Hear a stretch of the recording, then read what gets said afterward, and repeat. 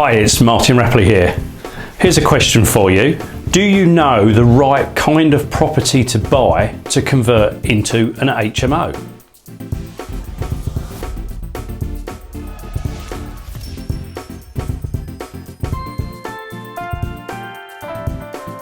Now that might sound like a really odd question to ask, but the reason I pose it is because there are lots and lots of property on the market that can be refurbished but doesn't actually make an ideal HMO. And there's a number of reasons for that.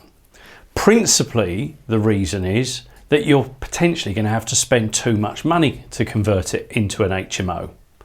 And I think if there's one error I see a lot of property investors making, it is that they're buying a property because it needs refurbishing, when they need to be looking a little bit deeper and work out if it can be refurbished and converted into an HMO at a reasonable cost, that their whole budget stacks up.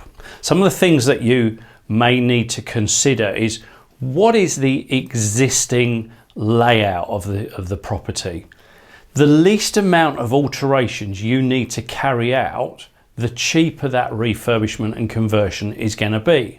Now, generally we aim to put additional ensuite bathrooms into bedrooms, and clearly building a little bathroom in the corner of large rooms is relatively straightforward. But as soon as you need to start taking down partitions, particularly if they're masonry partitions, and reconfiguring all of those, then the expense starts to creep up. I would encourage you to look for properties that don't need lots of alteration, because that's where you're going to start spending too much money. Have a look at the existing bedrooms. Are all of them large enough to be an HMO bedroom? Perhaps one's quite small, it's not uncommon. How easy is it to reconfigure that wall? And one wall on its own isn't serious. How much space do you need to get in additional en-suites? Can you reconfigure the walls to actually create an additional bedroom? Because all of that is way cheaper than building an extension, way cheaper than building converting a loft out, and way cheaper than converting a basement through.